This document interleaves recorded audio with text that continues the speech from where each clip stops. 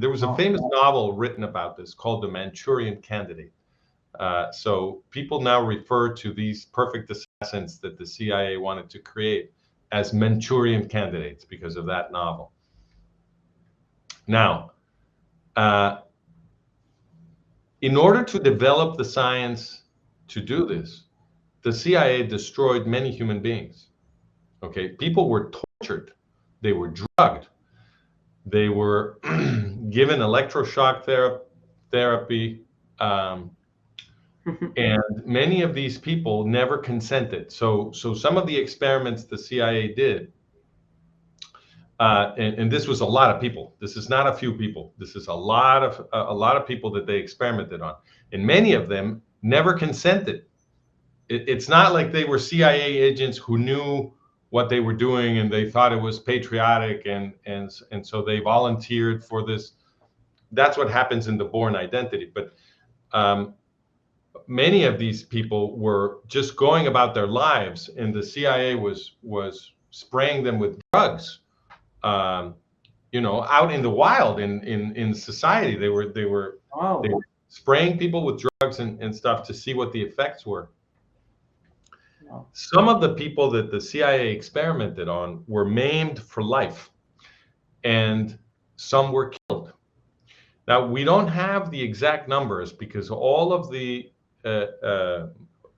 most of the evidence for the MK Ultra program was destroyed.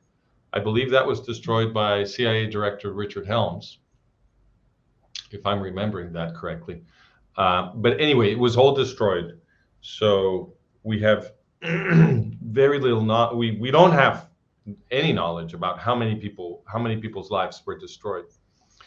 But regardless of how many they were, the fact that this program existed tells you that the people running the CIA were psychopaths. Okay, with no concern for people's rights. Wow. Treating them the way Nazis treated people in their medical experiments in the death camps, right? So it's very famous that Nazi doctor Josef Mengele and other Nazi doctors experimented on death camp victims. And they had all kinds of medical experiments that they were running on them, treating them like lab rats, torturing them to death. It is no coincidence that the CIA adopted these practices because, as we also document on Management of Reality, we have an article that I will put on the screen right now. If you go to the archive and you type Nazis, you'll see this article, which is called "How Many Nazis Were Secretly Recruited at the Creation of the CIA." Wow.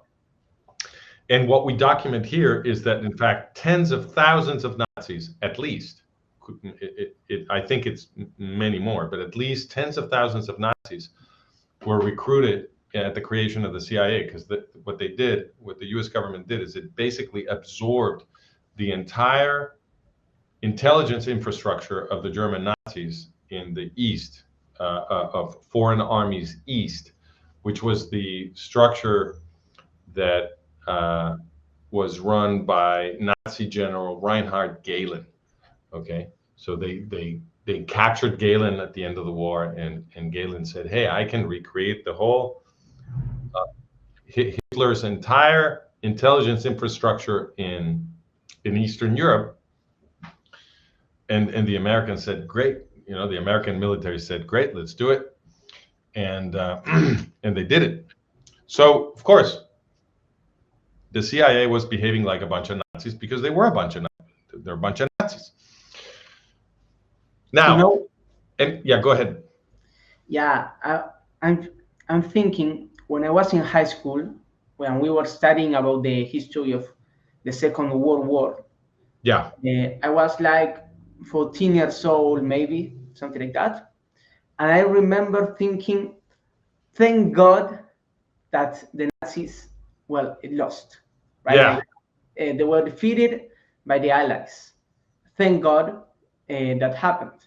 But then, everything you just said in these 25 minutes of this live is that the Nazis were not defeated, and they will continue to run the most powerful entities and governments in the world. So that's amazing.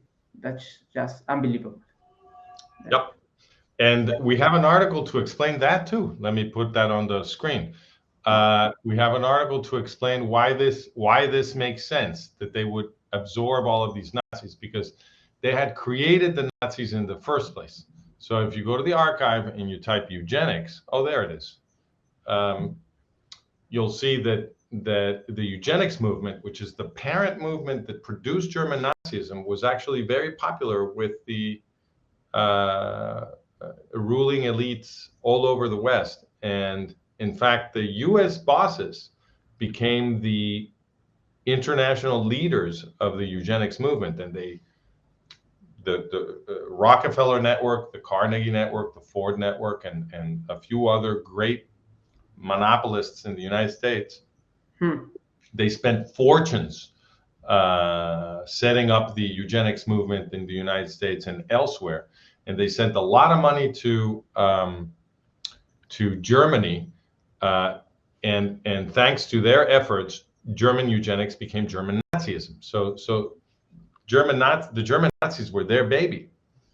So it makes sense that they took them into receivership at the end of World War II.